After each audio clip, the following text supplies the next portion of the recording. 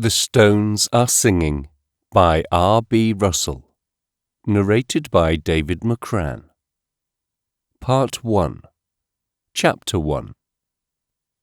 The view from my living room window is compelling, although I can only see down a very minor claustrophobic canal towards a bridge over which very few people pass.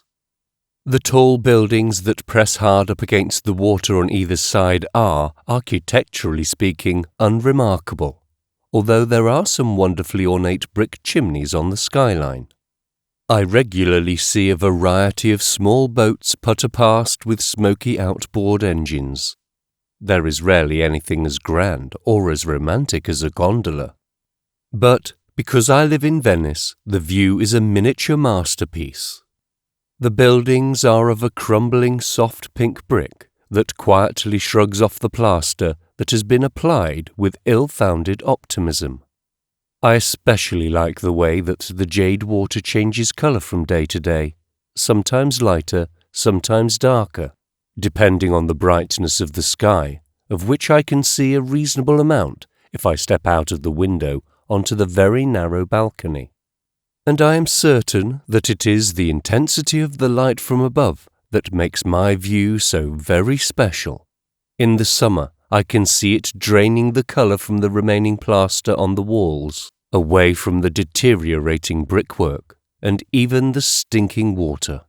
Only the weeds remain glossy. They seem determined to thrive in the powdery mortar between the bricks. They luxuriate in the unmaintained, rusting gutters. It is unrealistic to expect a city to remain in such an exquisite state of decay, and I feel privileged to be able to witness it every single day. And every morning, since Ursula and I first moved in together, I come into the living room and throw open the internal shutters. Every morning I am surprised at how the view through the window has changed overnight. If it is warm enough, I go out and stand on the balcony. It is only a foot in depth. I take a minute or two to study the scene before I go back inside and make breakfast. In the winter, I am just as appreciative of what I can see through the window, although it is often raining or foggy. Venice feels doomed at such times. Water is the element that perpetually threatens the city, and in winter it presses down from above with just as much resolve as it rises up through the waters of the lagoon. One January, a few years ago, as I stood looking out of the window, I saw a whole section of plaster slough off from the wall just 2 or 3 buildings away from me. It had become so sodden and heavy that it fell as one large section almost noiselessly into the water of the canal. Decay, romantic and morbid, is at the heart of this city and has to be embraced. And so I would insist that I know the view from my living room window quite intimately. There is nothing about it that can surprise me. Even when some fool once tried to take a small truck over the bridge that crosses the canal and got it stuck for the whole day, the bridge is only designed for foot passengers.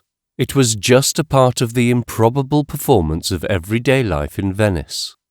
When builders suspended the most preposterous scaffolding from the eaves of one of the buildings on the south side of the canal, it was, again, just one element of the absurdity of this remarkable and beautiful city. But one March morning, I opened the shutters, and I have to admit that I was shocked. Draped over the iron railings of my balcony was what appeared to be a neatly folded black leather jacket. I suppose that shock sounds a little melodramatic, but it describes my reaction. I was angry and confused. My apartment is 2 stories above the water, and nobody uses the canal apart from a handful of waterborne tradesmen.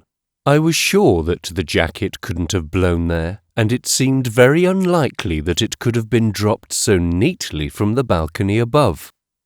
When I opened the window and inspected it, I could see that the jacket was of cheaply made imitation leather. The thing had tasteless red piping at the extremities, so that it looked like it dated from the 1980s. I had no compunction about going through the pockets, which revealed a wallet, a damaged British paperback of Murakami's The Wind-Up Bird Chronicles, and a handful of boiled sweets. Ursula would have explained my annoyance at the appearance of the jacket by telling me that I am anally retentive. I don't think she knows just how much the expression annoys me. The balcony may be small and external, but it is an extension of the apartment. I am careful about the way our few rooms look, and I am proud of them. I put a lot of thought into how I have furnished them, and I always try to keep the place clean and tidy, and everything in good repair. I would have to concede that the jacket was an affront to my sense of order and neatness, but I was more annoyed that I couldn't work out how it had come to be there.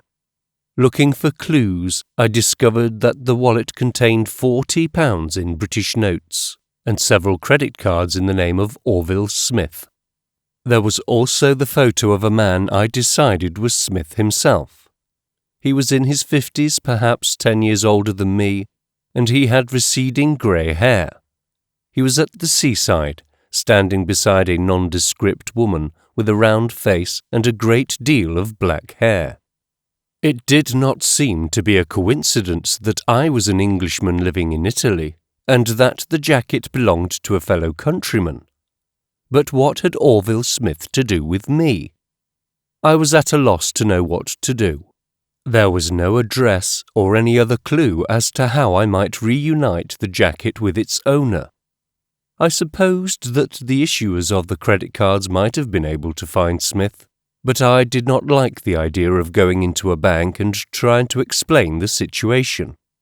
I wasn't sure that my Italian would be good enough, and any form of officialdom in Italy fills me with dread. Dropping it off at a police station might entail even more awkward questions. I looked over the railings, but could not see how anybody could have climbed up from below.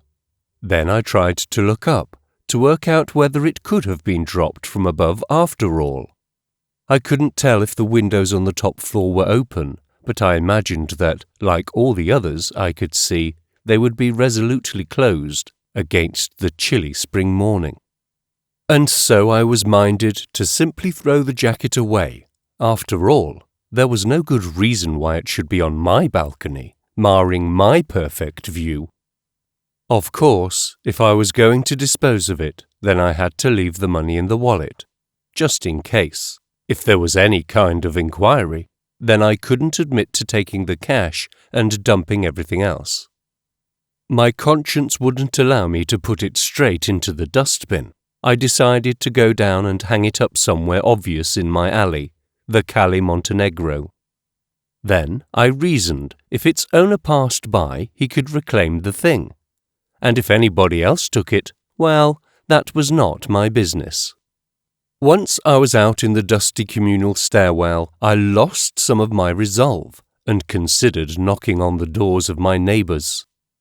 Below me was an Italian family with a son they'd given the improbably Irish name Liam, and above was an old man called Deleda, who I hardly ever saw.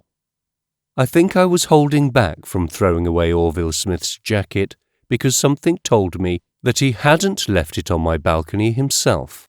I could imagine why he'd want to lose it, as much as I disliked it. It was even less likely that he would want to part with his wallet and £40. I was standing there on the stairs prevaricating when I heard the telephone start to ring. I went back inside my apartment, automatically hanging up the jacket with my own coat, and pulling the door after me with enough momentum so that it would lock itself. I hurried through to the living room, and I know that I should never run across the marble floor in my socks, but that's exactly what I did. And as I turned towards the telephone, my feet suddenly seemed to be swept out from underneath me. I don't recall falling, but I remember the crack of my head hitting the floor. Christ, it hurt. Had I passed out for a few moments? The pain was like nothing I'd ever felt before. I know that I whimpered, and then I swore to myself. I cradled my head in my arms as though it might fall apart. I wanted to cry. It hurt so much. After a few moments lying there, I stood up, carefully, with the idea that I still ought to answer the telephone. It had already gone dead, and I felt angry that the caller had given up. There was a sharp stabbing pain in my temple, but when I checked, there didn't appear to be any blood. My arm and my neck also hurt, but, relatively speaking, that was bearable. I had hoped the phone call was from Ursula. She had been in New York for a full month, and I'd still heard nothing from her. We were meant to have split up amicably, behaving like grown-ups, but she wouldn't phone, email, or write to give me her new address. I wanted to tell her about my fall. I suppose I needed to know if she cared. But then I realized that it didn't really matter who had been calling. I just wanted somebody to tell me that I'd be all right, to sympathize with me. The pain in my head was as bad as ever, and I was seriously worried. It didn't occur to me to pick up the phone and call anyone myself. I made my way into the bedroom and lay down, keeping my arms wrapped around my head. I wanted to be still, to make sure that it didn't become any worse. For the first time, I realized my ears were ringing, and I could see strange shiny crocodile teeth when I blinked. It will sound stupid, but from my position on the bed, I immediately noticed a series of large cobwebs in the far corner of the high ceiling. It was rare that I'd ever lie there in the daytime with the curtains open. I've always hated spiders, and, as I have explained, I'm good at keeping the apartment clean. I told myself that being concerned with such mundane things ought to mean that I hadn't damaged my head too profoundly.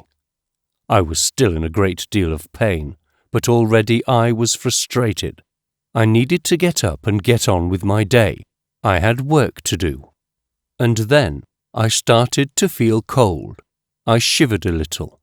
I wasn't sure if it was shock, because it was usually chilly in the bedroom, and so I pulled the duvet over myself. At that moment, for some reason, I remembered that I was meant to be contacting my avvocato in Milan, Mr. Abrescia, about the service charge I had to pay for the apartment.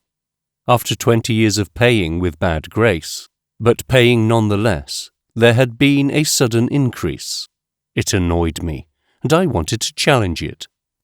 Again, I decided that worries about such ordinary dull concerns were a positive sign. My brain was fine, even if I had fractured my skull. And then that passing thought worried me even more.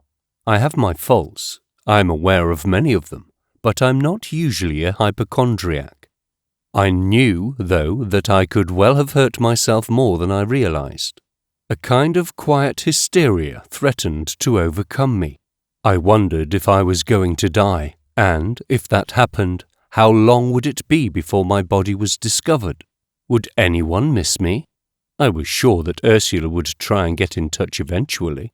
How long would she allow her phone calls or emails to go unanswered before she realized that something was wrong and she started some investigation?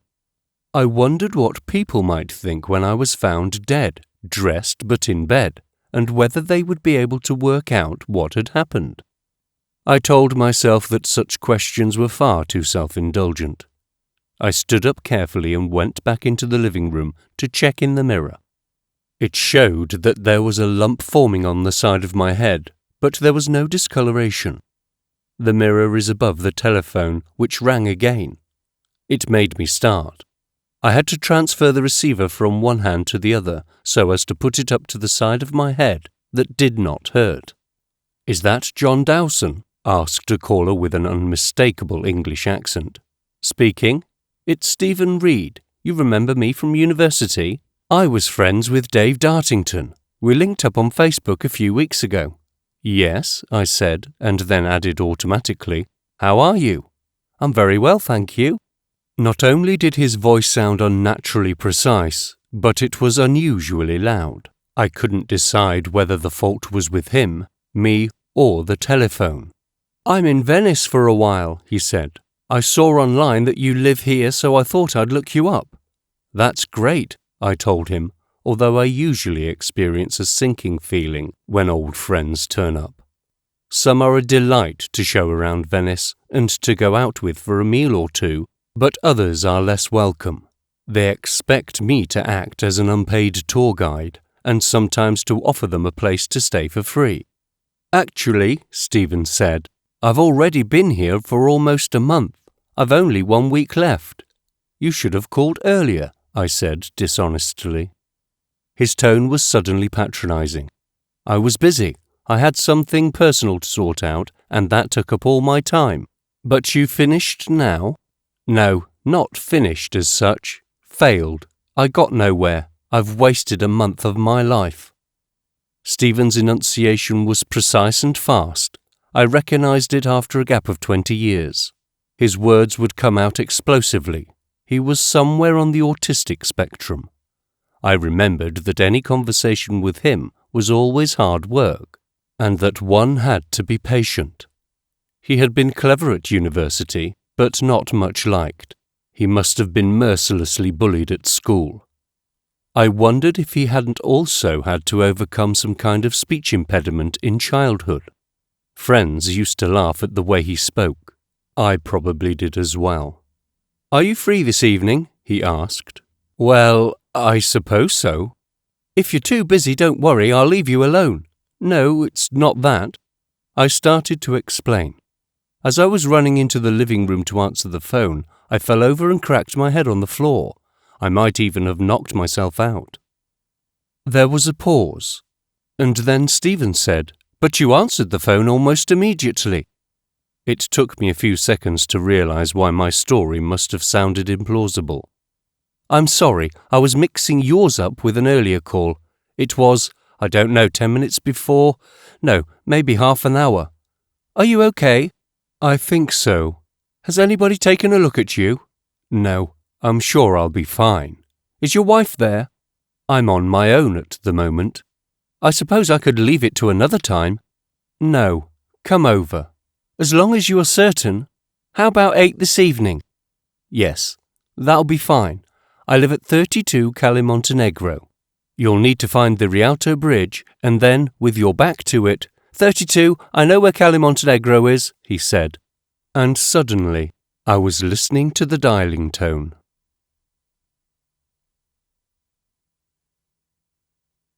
Chapter 2. I inherited the apartment from my grandmother.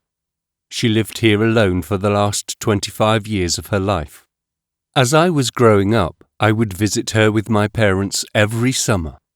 I viewed the city quite differently then.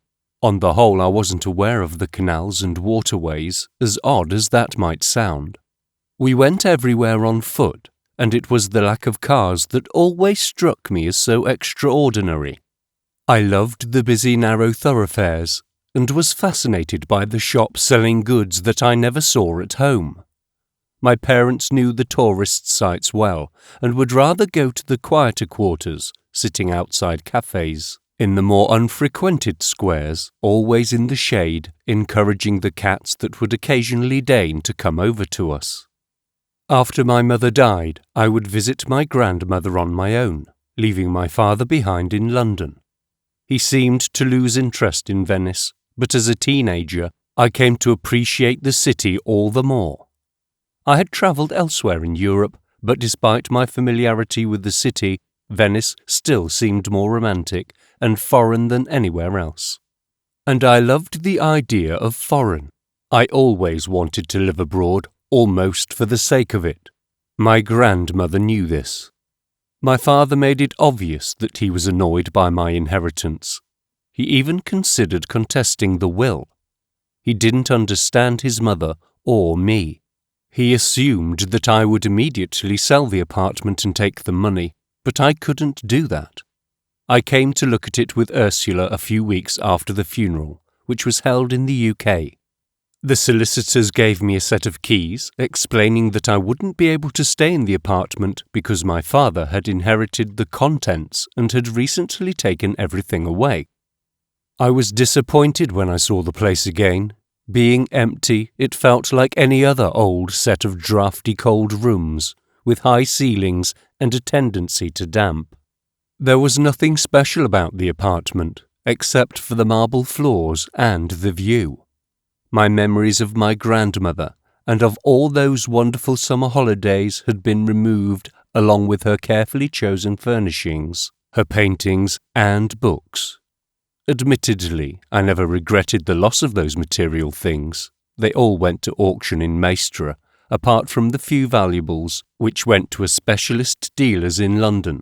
But I'd have liked to have had a few mementos. The only item belonging to my grandmother that remained was the large Victorian glass-fronted display cabinet that still takes up most of one wall in the front room. It is a monstrous piece of furniture, and it once held her collection of Japanese ceramics. I've since realized that these were sold very advantageously at Bonham's. Ursula had done some research and calculated that we would receive a small fortune for selling the apartment, or could make a steady income by renting it out. But I wasn't inclined to do either. I wanted to make it our home. I think it was the view that persuaded me. With everything else gone, the view remained as fascinating as ever. And so, Ursula and I moved from East Grinstead to Venice in the extremely gloomy autumn of 1993. I thought that this was perfectly romantic. I had no qualms about it, although Ursula was less keen.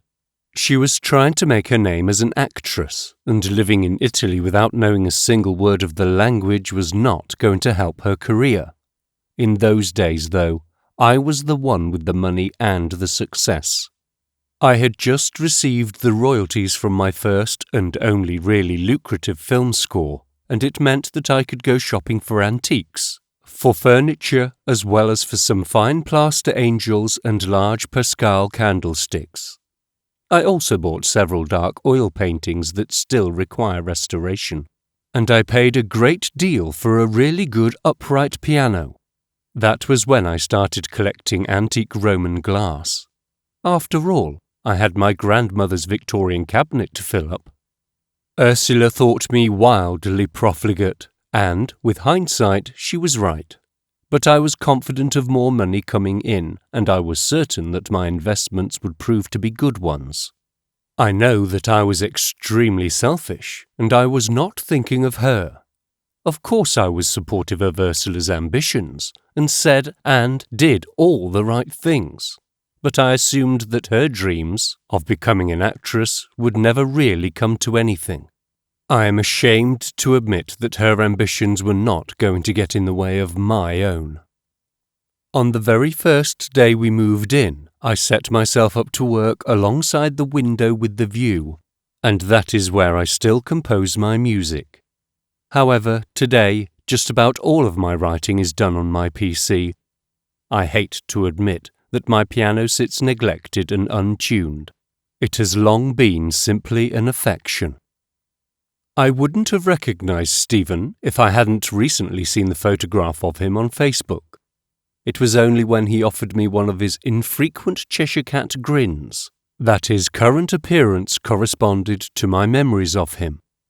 He was usually very intense, and his smile could be quite alarming, not least because he appeared to have more than the average number of teeth.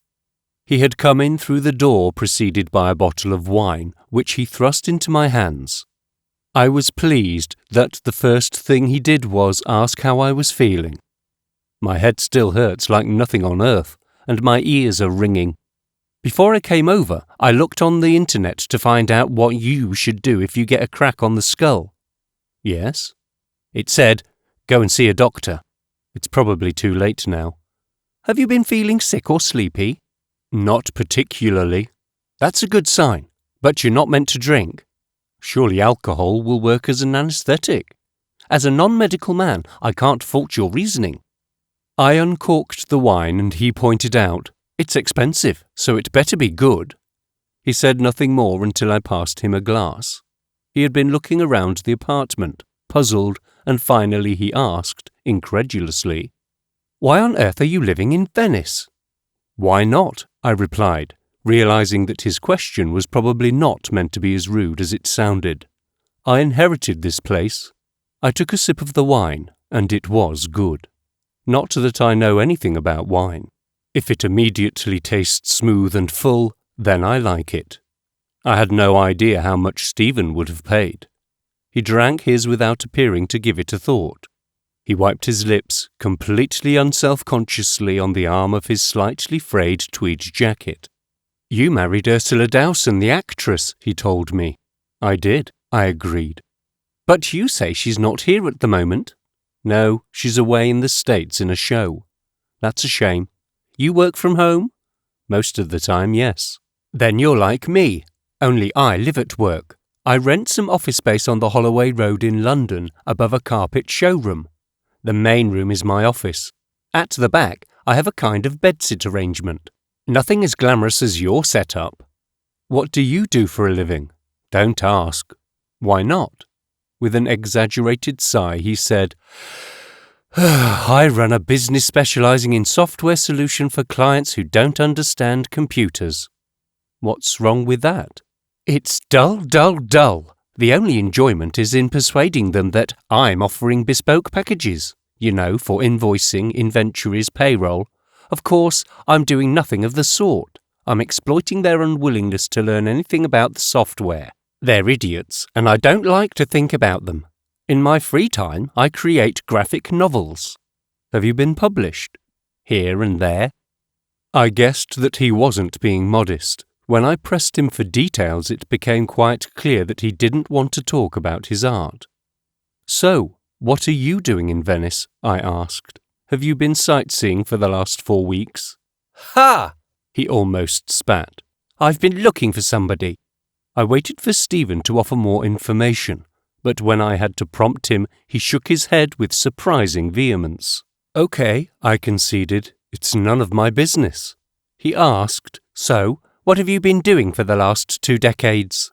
I was a little annoyed that he felt he could ask me for information, but I wasn't allowed to question him. I let it go and explained. "Writing music for films mainly, but also television when I can. Sometimes adverts, which I'm less proud of. Occasionally stuff for radio." "But how did you get into something like that? Were you doing applied art at university?" "We graduated in a recession. There was no work. I remember. I'd always written music, and a friend happened to have a cassette tape of some of my compositions. He passed it on to the director of a film when the original composer pulled out at the last minute. My work was similar enough, so they used it. It was a low-budget art house film called The Silence Is Between Us. It picked up prizes for Best Actor and Actress, script, etc., and my music got swept up into the mix." I pointed to the 2 trophies on display on the mantelpiece, but he ignored them. Rather, he was staring at my collection of Roman glass in my grandmother's cabinet. I had just over 100 pieces of fine, mainly blown glassware from the 1st to 6th centuries. They made an impressive, if odd, display, which Stephen frowned at quite theatrically. "You should consider yourself lucky," he said vaguely, "to be working doing something you enjoy." "I do." "But can you make a living at it?" he asked. His directness amused me. "I get by." "Good. And Ursula?" Stephen asked. "How did that come about?" "Us meeting, you mean?" "What else would I have meant?" "I was in California for the sound edit for The Silence Is Between Us. She was an actress trying to find work and failing. We were both British and in a foreign country. Within 6 months, we were married." "So she lives with you here in Venice, but works in the States? That's not very practical." I didn't want to go into this. "Since Ursula's career took off," I said patiently, "I don't see as much of her as I'd like to. The show she's in did well in London, and they're about to open in New York. People are usually impressed, but I couldn't tell with Stephen." "When did you last see her?" "A month ago," I replied with a smile. "Do you have a date for her return?" "No." I didn't want to lie to him, but I couldn't quite tell the truth. "That's too bad." Perhaps I was about to say more. I wanted to confide in him, but then he frowned and pointed at me. "Why can't you go and see her?" Have you ever hung out with actors and actresses when they're rehearsing? It's very obvious you're just getting in the way. But when you fell over and hit your head, she should have been here, looking after you, making you hot, sweet tea. This is the 21st century, Stephen. She has her own career, and nowadays it's more successful than mine. Okay, he conceded, not convinced. Look, you don't have to tell me. I won't tell anyone. You're separated, aren't you? Circumstances are keeping us apart, I said angrily, knowing that I was now consciously lying. I was also annoyed that he had worked it all out so easily. Well, I don't know if you'll take this from an old friend, but it strikes me your relationship is doomed. At that point, Stephen really had overstepped the boundaries of any friendship we might once have had. I remembered instances of his awkwardness from university and his ill-judged comments. I couldn't resist saying, "The day there's a woman in your own life, Stephen, you'll be qualified to comment on the woman in mine." He winced. I thought an outsider's perspective might be useful. No relationship can last very long at such a distance. You may not have given up on it. Ursula and I are fine. Okay.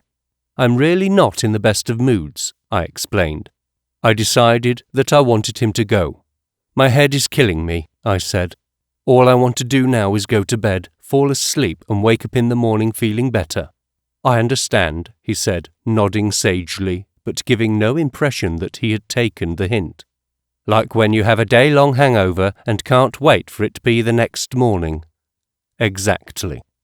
After another few moments in which he did not give any indication that he was leaving, I said, "I'm sorry, but I think I'm going to have to call it a day." He still looked blank. "I'm going to have to say goodbye to you, ask you to go." He almost leapt into the air. "I'm so stupid, tactless, idiot." He slapped himself hard on the forehead with real anger and shame. "I'll go straight back to Maestra right now." "That's okay," I sought to reassure him, but felt like a hypocrite. He strode out of the room, and I followed after him, several steps behind. He was through the door to the apartment by the time I reached the hall.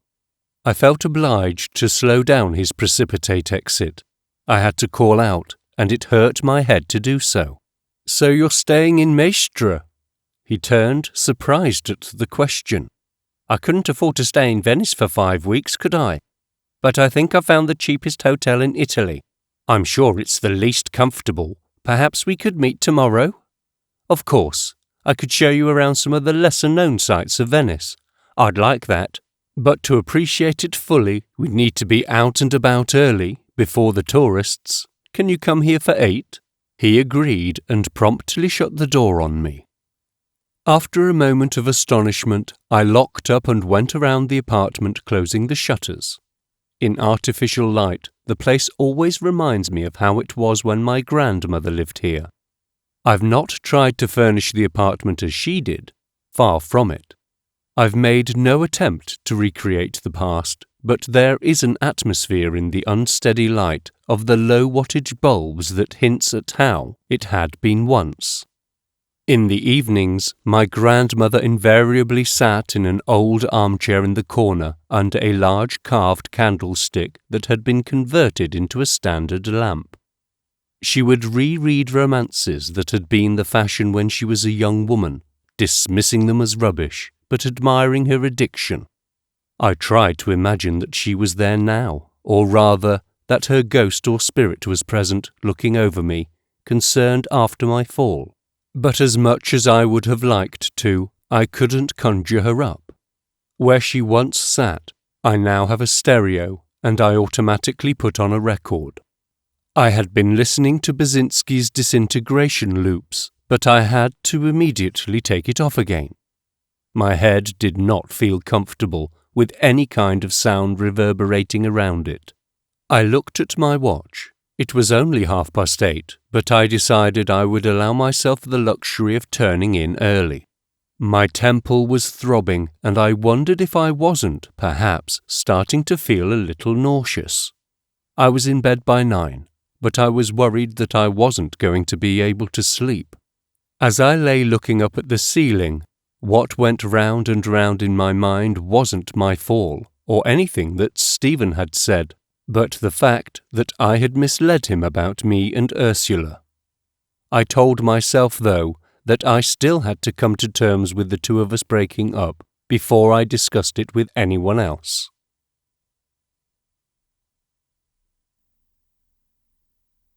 Chapter 3. The next morning the pain and throbbing in my temple had become more of a general headache, and it had moved behind my ears. My ears were not so much ringing now as whistling. I looked in the bathroom mirror and could see that the lump on my temple had gone down, although it was still very tender to the touch. When later I brushed my teeth, the movement seemed to jar the specific point where my head had hit the floor. I unshuttered the window in the living room, and the view offered no unwelcome surprises. It was a fine day with a clear azure sky, and 3 pigeons flew down the canal in formation, just a few feet from the surface of the water. They passed under the bridge and out of sight, just at the moment a woman was crossing it, carrying something large above her head. It has always been frustrating that the bridge is just a little too distant for me to be able to see the detail of the people on it. In the kitchen I turned on the radio. Arvro Pert's Fratres was being performed, but I could feel none of the calmness I normally associated with that beautiful composition. Once again music was competing with the sound in my ears, and I had to turn it off. It was an hour earlier than I would usually have been up, but I didn't mind at all. I love Venice at this time of the morning, and I knew that I ought to make the effort more often. As I waited for the bread to become toast, I remembered that I had forgotten to eat dinner the previous day. The fall and Stephen's visit had upset my routine. It also explained why the wine might have affected me more than I realized. After breakfast, I switched on my computer. It hurt my eyes to look at the screen, even when I turned down the contrast. I knew there would be nothing from Ursula, but I scanned through my emails just in case. I dealt with those that could be deleted or easily answered, and put the rest into a pending file. I am very organized. Ursula always marvels at how I have several thousand music files on my hard drive, and I know exactly where they all are. I have a spreadsheet describing all of them, rating them for quality, listing those that I have used and where, and the remainder that have potential. Despite the pain in my eyes, I checked on the auction site where several interesting examples of Roman glass were for sale. One that I was particularly interested in had gone out of my price range, while the other was still affordable, but I doubted its authenticity. It was a beautiful example of a restored blown glass cinerary urn from about the 3rd century AD, but it was too good to be true. The surface of the translucent bluish glass looked matte and dulled, but there didn't seem to be any evidence of real age or pitting. The photo wasn't quite good enough and had probably been taken on a mobile phone. The description was vague. The seller was covering herself against charges that she might be selling a replica. I had emailed to ask for more details, but frustratingly, she wasn't replying. Finally, I couldn't resist opening up the music I had been working on for the last couple of days. These were a series of quiet piano pieces for a film, with the unwieldy working title, "The Light Falls Like Drops of Old Amber." It was being put together by a director called Foscolo, who lived on the mainland in Mestre. Apparently, he had specifically asked to work with me, but as yet he had not wanted to meet up. My agent had apologized when he passed on the commission, saying that he thought it would come to nothing. Not only was the film far from finished, but he doubted it would ever be offered to a distributor. The money was good, though, and he urged me to accept it. I started to work on the music and forgot my headache and tinnitus. I lost any idea of time and couldn't have said how long I'd been at my computer when the buzzer informed me that Stephen Reed was at the front door. He was the most curious and tiring of companions. Curious because I discovered that he already knew the thoroughfares and alleyways of Venice better than I did. I insisted on taking him to see the Rialto Bridge, and then showed him the outside of the Basilica and the Ducal Palace at the Piazza San Marco. He dutifully admired them and appreciated the views from the waterfront and the elegance of Santa Maria della Salute. It was a crisp, clear day, and the city was looking at its absolute best, but he had seen it all before. And so I took him on a circuitous route of the Arsenale down the most obscure alleyways, footpaths and canals I could remember. He claimed to have been down every one of them already, but I was able to surprise him by pointing out interesting architectural details, some of them quite obvious, that he had somehow not noticed. "You must have been so focused on your quest," I suggested, "that the beauty of the city passed you by." "Sightseeing wasn't my primary concern," he admitted. I hoped I had offered an opening for Stephen to explain his presence in Venice, but he didn't oblige me. Although I was meant to be showing him around, he seemed to dictate the pace, and it was a tiring one. I also found him to be exhausting because he took it upon himself to lecture me on the history of the city. "My interest," he explained as he strode along, his head turning to one side and then the other, as he strained his eyes to peer into the distance, "starts with Paoluccio Anafesto. He was, of course, the true first Doge, elected in 697 at a meeting convened by the Patriarch of Grado." "Okay. I know. You thought the date was a little later. You're thinking of the stupid myth that the original leader of Venice didn't emerge until 726. Am I?" Stephen talked about Charlemagne and Pepin and the treaty with the Byzantines. It was impossible to question or contradict him. I was impressed by the way he could talk about the Normans, the Crusades, and the sack of Constantinople, giving the names of the principal players and the dates, but it didn't really constitute conversation. I normally find walking around Venice quite restful. The city exists somehow out of time, or at least time seems to have no meaning. Everyday concerns and cares become unimportant. But by the time we had reached San Pietro di Castello, Stephen was talking about Napoleon and the French occupation. When it came to the Austrians taking over after the Battle of Waterloo, he went off into a digression that made it obvious that empires and royalty were his true passion. I told him, "I'm more interested in the spirit of the ordinary, everyday Venetians." "Why?" He was genuinely incredulous. "Because their character seems to have been shaped not just by history, but by the environment." "Marxist." "The Venetians are surprisingly civic-minded." "How banal of them. Compared to most cities, there's very little crime, litter or vandalism." It's said that the city's decline in influence over the centuries accounts for Venetians having a sardonic sense of humour. It's little recompense for their fall from power. It's an enormous challenge to live with canals instead of roads. Every conceivable commodity comes in by barge. And your point is, Venice is different, and so are the Venetians. They're good people.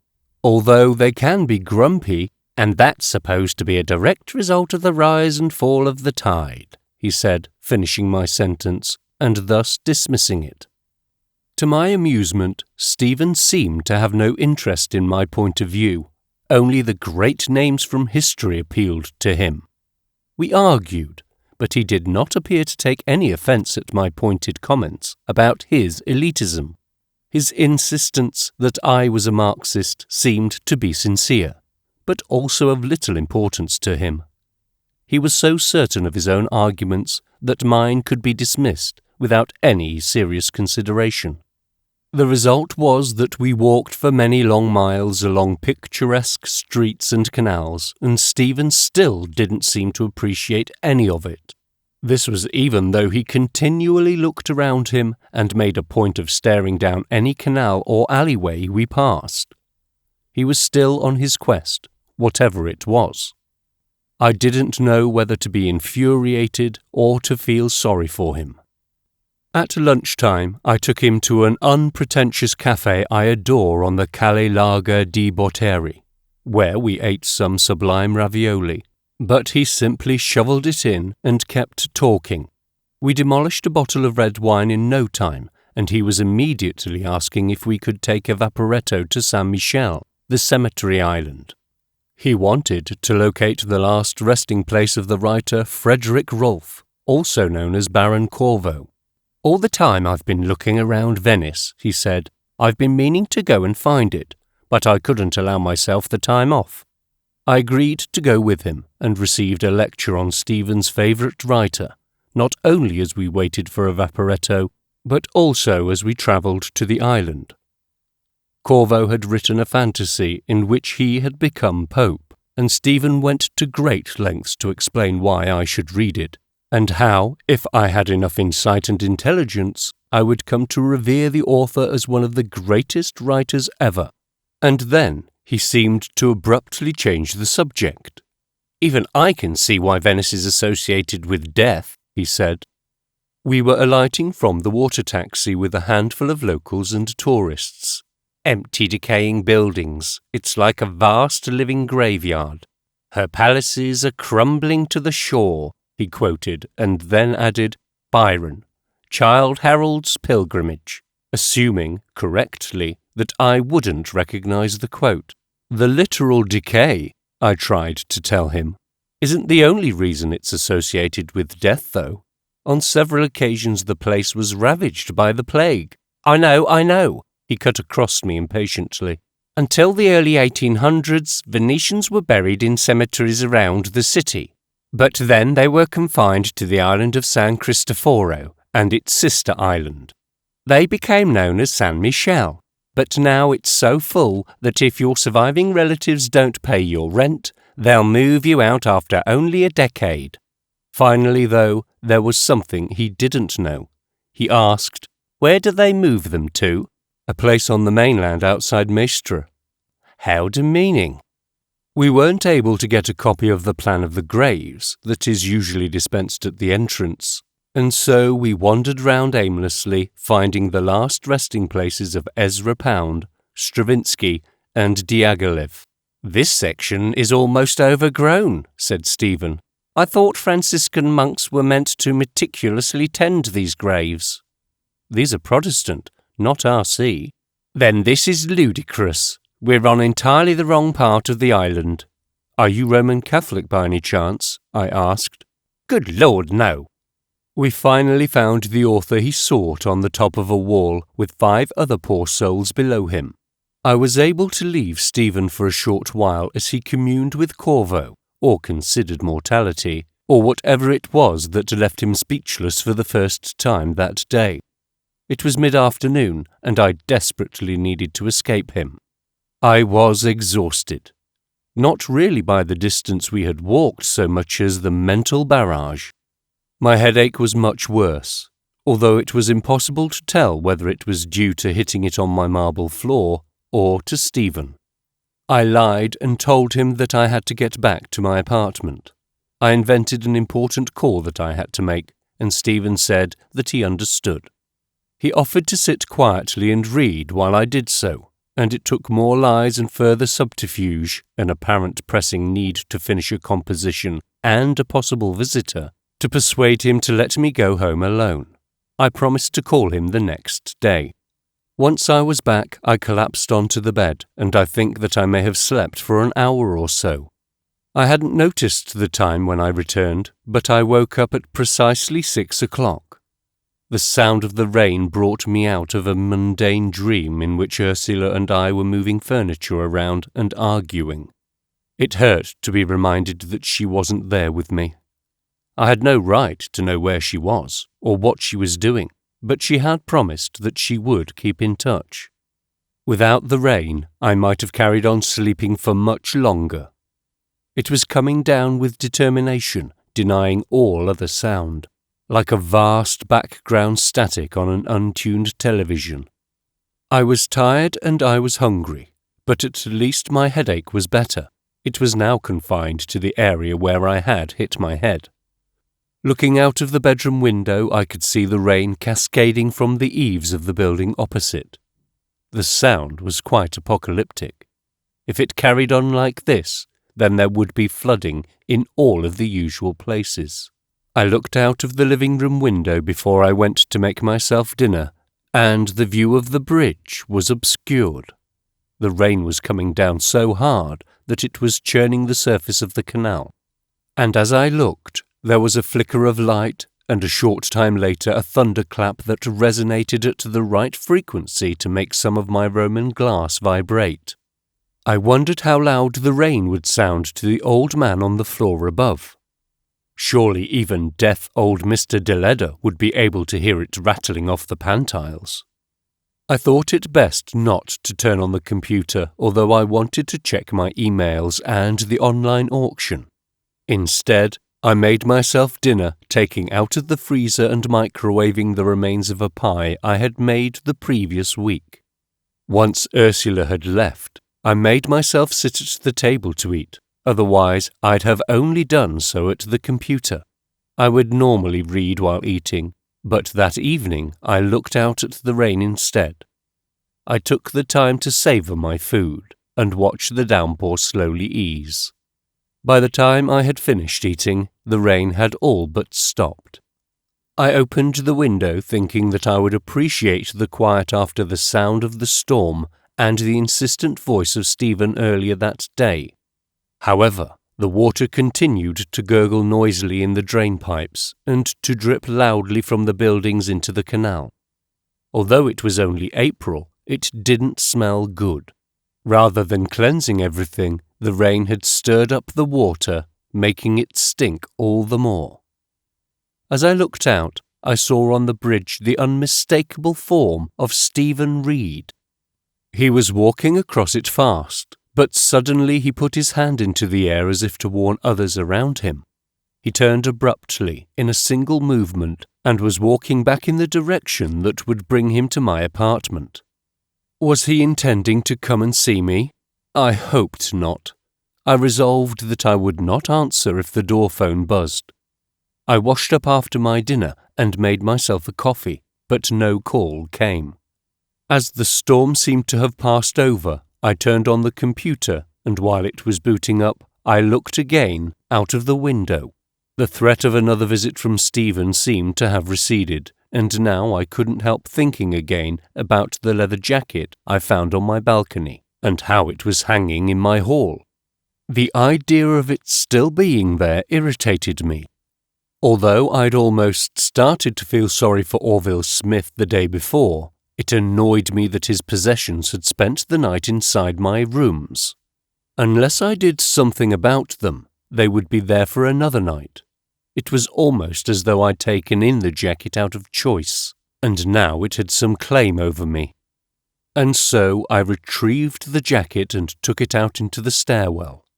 Really, the only reason it could have ended up on my balcony was that it had fallen from the apartment above.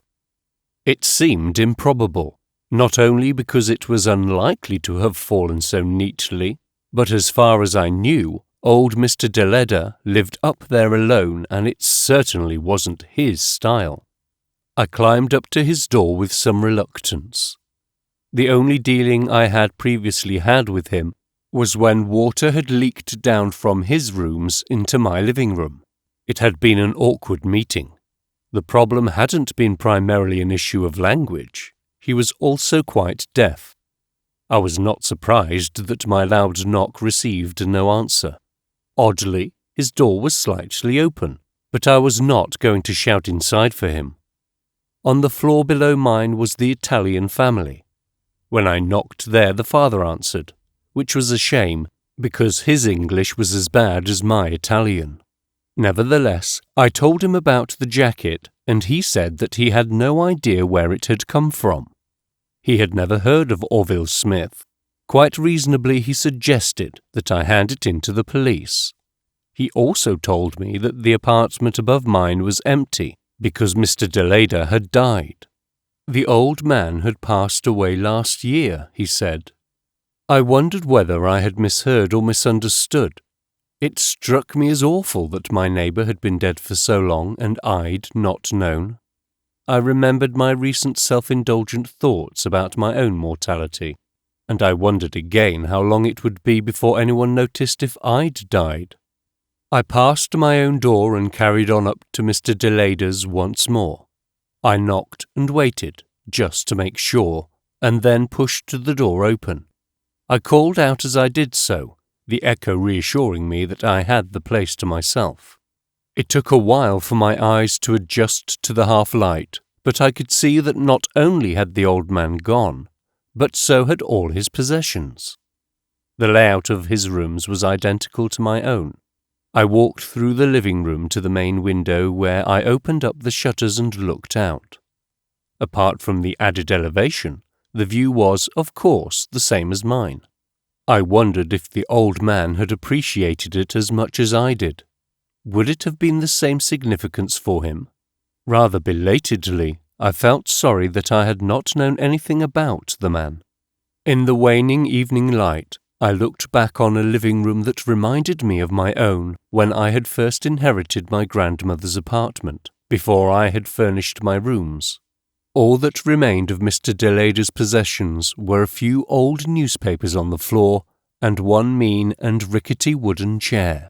It seemed very strange that he was no longer there. I must have been absent from the building when the old man had been taken away, either by ambulance or undertaker. But not to have noticed the rooms being cleared afterwards was almost unbelievable. From the little I remembered of my one visit to him, his rooms had been cluttered with furniture. It would have taken countless journeys up and down the stairs to take it all out into the narrow alley and away. I walked aimlessly from room to room, knowing the layout instinctively. For a moment I remembered how Ursula's hand had felt in mine when we'd originally seen our apartment, but the moment passed. I couldn't conjure up Ursula any more than I had been able to summon my grandmother the night before. An aching loneliness swept over me and I almost walked back without the jacket. I was certain it had no direct connection to the old man, but since his death others would have had access to his apartment: family, estate agents, prospective purchasers. I went back to his window and opened it, looking down from his balcony onto mine. Surely the jacket could not have been dropped so neatly by a visitor. It was an unsatisfactory explanation, but it gave me an excuse to hang it up on the pegs just inside his front door. If Orville Smith or anybody else returned to the apartment, they could claim it. Back in my living room I sat before the computer, feeling that at least one small problem had been resolved. As I looked at the screen, an email appeared from Ursula. A few seconds passed before I felt calm enough to open it up. Hi, John. I'm now settled into a place they've rented for me, and rehearsals are going well with the new cast. I won't bore you with the trouble I had with the director. By the way, I've now had a chance to talk to a lawyer here.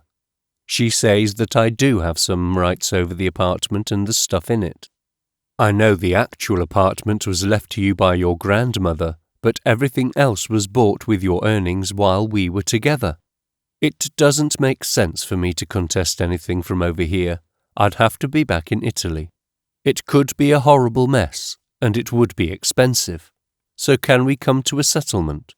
I'm not trying to be greedy. I'm only asking for my fair share. Look after yourself, Ursula. It wasn't what I'd expected.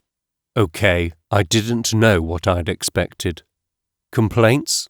Probably. Or abuse. There had been enough of that before. I was just as annoyed by her sudden apparent friendliness as I was by her demand for money. Honestly, at that moment I would have been irritated by anything she'd written, But even the "look after yourself" at the end made me angry. I didn't expect her to sign off "with love" as she would have done in the past, but "look after yourself" seemed to be applied directly to a raw nerve. I immediately started to write back. "So, you want to throw me out of my own apartment? Not content with ruining my life by leaving me, you now want to make me homeless. I'll fight you all the way." But I decided that I really did not want a battle. I'd had enough of those, and she had too, probably. Instead I wrote, "How much do you want?" And I hit send, not wanting to give it any more thought.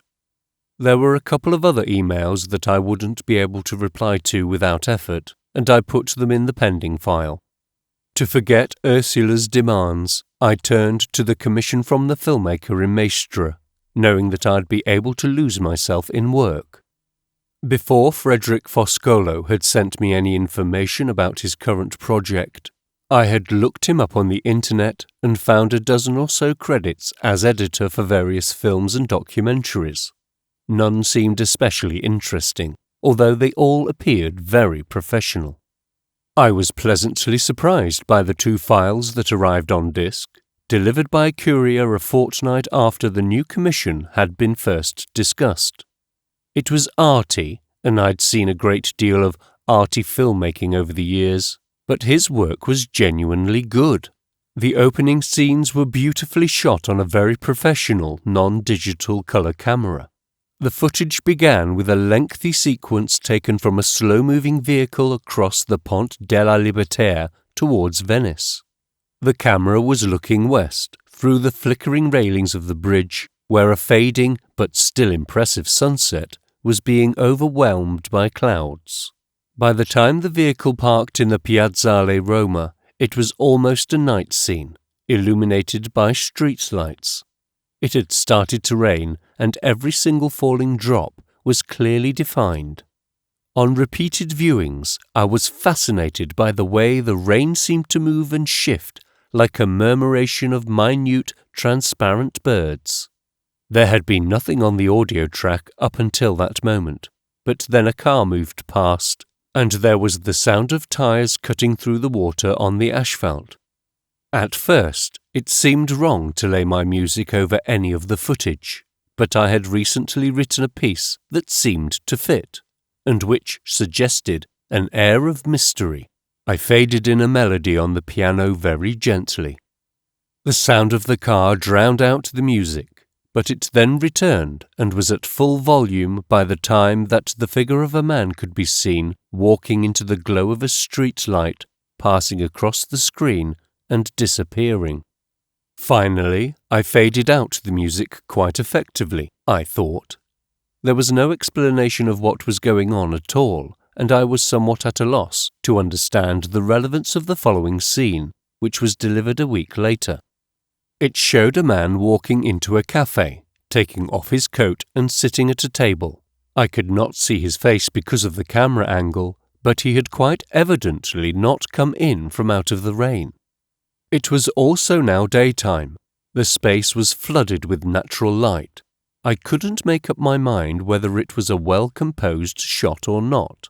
The static camera appeared to have been set low on an adjacent table, and a distorted vase of blurry flowers was to one side of the frame. This time there was a slight murmur of voices, and an unfortunate background sound of something like a motor. The man who had entered picked up the menu propped up between the condiments, and 30 seconds later a bored waitress walked up and asked him whether he was ready to order. In Italian as bad as my own, the man asked for a mushroom risotto, and the waitress nodded and wandered off. He moved as though he was probably looking out of the window, and the picture and sound abruptly ended. 2 further scenes arrived on a disc the next day, and appeared to have nothing to do with either the one outside in the rain or inside the cafe. The first showed a house with a very small garden, and it looked as though it had been filmed in the autumn, with long, dry grass, and with the trees losing their leaves. The camera panned around and was bleached out by the sun before looking in through a window at a woman who was pottering about inside the house. All I could see of her was the back of her head. The next scene was taken inside and showed her appearing to prepare lunch. It was mainly arranged of close-up shots of her busy hands. I still didn't know what to make of any of the material I had been sent. I wasn't even sure that they were meant to be viewed in the order which I received them, but I was very happy with the music for the opening scenes and thought that the rest of the music I had composed had possibilities. I went back to the opening footage, and at the click of a mouse I changed the sample so that the notes I had written would be played back as if by an acoustic guitar. I was tempted to use it, but thought it sounded more natural as a piano. When I clicked the play button again, I closed my eyes and put my head back. I had written approximately a minute and a half of the new piece, and I wanted to get into the rhythm of the tune. When it ended, I tried writing a variation on the first few bars, but it didn't sound right. In fact, it seemed sensible to simply repeat the beginning with a few very minor variations. I stripped it all back and changed the tempo. When I listened to it while watching the action in the cafe, with no background sound, it worked fine. Whether the director would agree, I could not guess. It was a very odd way of shooting and scoring a film. I felt that there was more I could do with the music, and I hoped it might work for the scenes with the woman in the house. I therefore lengthened the piece. I wrote a few progressions that now seemed to be successful, and remembered to save the file. 2 hours had passed without me noticing. It's always the way. In another hour, I had an electronic file of the music to fit all 4 scenes. I decided to play the music through once more, all 8 minutes and 31 seconds of it, to make sure I was happy with it. I sat back and closed my eyes, and noticed my headache and tinnitus for the first time in 3 hours. It was dark when I had finished. At some point I had turned on the lights, but I couldn't remember having done so. I am always surprised at how I can forget everything else when I am concentrating on composition. I set the computer to mix the whole thing down, the music and all 4 scenes in sequence, and to turn itself off afterwards. Then I went to bed.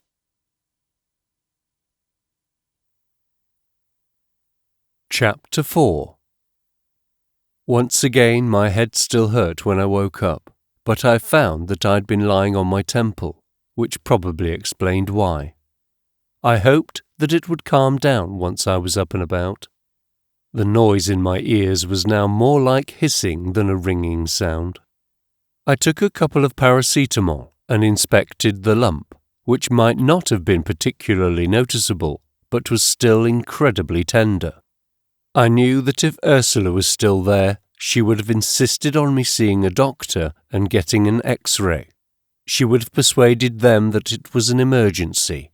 She always seemed to have an air of authority that would make people doubt their own opinions. The thought made me sad, and before I was dressed or had made breakfast, I went to the computer to see if she had replied to my very terse message. I had a horrible feeling that I had not judged my reply very well. The day before, I had lost myself in work instead of giving consideration to what she might consider her fair share. I had some savings, and I was loath to part with any of them, but it wasn't the only time she'd mentioned that she might want some money from me. But why had she mentioned the apartment? She really had no claim over it. Why was she throwing that into the equation? It made me angry again. I'd certainly fight her over it. However, the only email from anybody I knew was from Stephen, asking about meeting up that day, and I decided not to answer it immediately.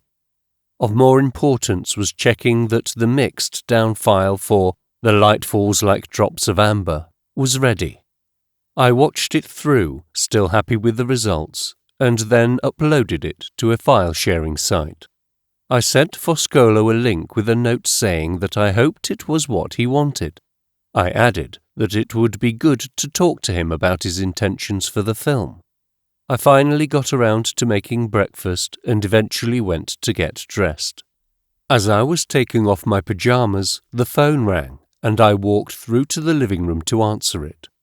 Although I was in bare feet rather than socks, I took more care than I had 2 mornings before. "Mr. Dowson?" "Speaking." "My name's Fenella Watson. I work for Nightjar Pictures.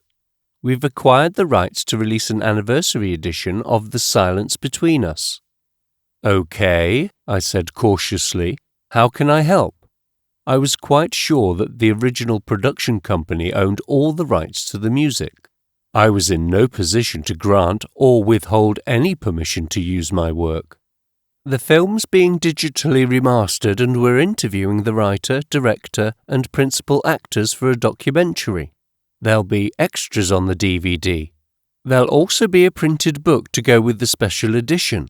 It contains transcripts of the interviews. Anyhow, as your soundtrack is such an integral part of the atmosphere, I'd like to interview you as well. But I have no idea of what to say. Leave it to me to ask the right questions. Do you come to London very often?" "No, I'd have to make a special journey." "Then let us pay your expenses. We'll put you up in a good hotel and I'll take you out to lunch." "That's very kind of you, but I'm very busy at the moment. I really can't be away from my work for several days at a time." "Good," she replied. "I was hoping you'd say that. That means I can come out to Venice and see you." "With a camera?" "Not initially. I'd like to talk to you first and maybe do an audio interview. I'll let you know when I can get a flight." She seemed determined to make the journey, and I grudgingly said that I looked forward to meeting her.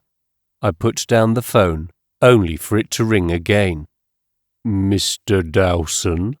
I was asked very slowly. "It's Frederick Foscolo."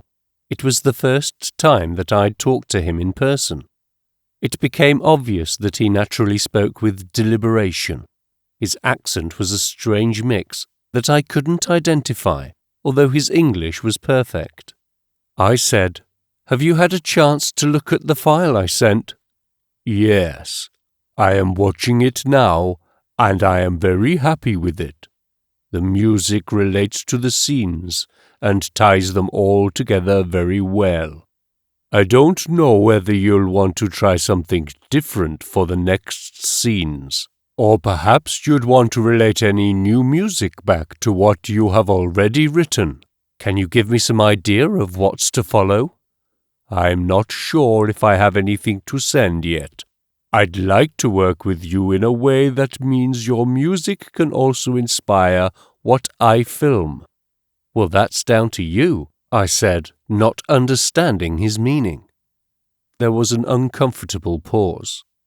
I said, "Perhaps we should meet up. The return address for the discs has always been Maestra. I suppose I could come over and see you." "You'd be welcome at any time." "Okay," he said, and I left a pause for him to suggest a time. When he said no more, I asked, "How about now?" He agreed, and when I put the telephone down, it rang once again. "It's Stephen," said my third caller, giving me no chance to say anything. "I assume we're meeting up today. I only realized after you left me yesterday what a complete fool I've been. I've wasted several days. I should have been searching on Murano and Torcello as well. Hell, I should have been looking on the Lido." "Who is this person you're hoping to find?" "Just somebody. They gave their address as Venice, but people on the other islands might well say that, mightn't they? Anyway, I'm in Murano. I've just got off the Vaporetto and I'm starting to look around now. Come over and I'll buy you lunch this time." I took some delight in telling him that I had a business meeting. "How long will you be?" "I really don't know. It's the director of the film I'm working on." "You said he's only from Maestra. Does he have to see you today?" I was impressed that Stephen remembered, but he had always had an annoyingly good memory. "Yes, Stephen, I'll call you when I'm free and we'll try and meet up then." "All right," he said, and rudely hung up. A few moments later the phone rang for the fourth time. I assumed it would be Stephen again, and, unless there was an apology forthcoming, I intended to give him a lecture on good manners. However, it was the woman from Nightjar Pictures. "It's Fenella Watson. I've arranged my flight to Venice." That was quick. Well, I have to admit that I already had the details bookmarked on my computer. "I should be in Venice tomorrow, late afternoon. I'll call you when I'm at my hotel."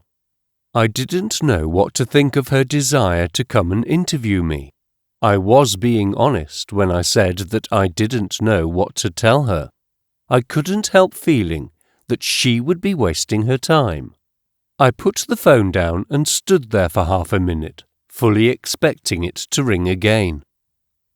While waiting for Frederick Foscolo to arrive, I went back to the computer and put a bid on the dubious 3rd century blown glass cinerary urn.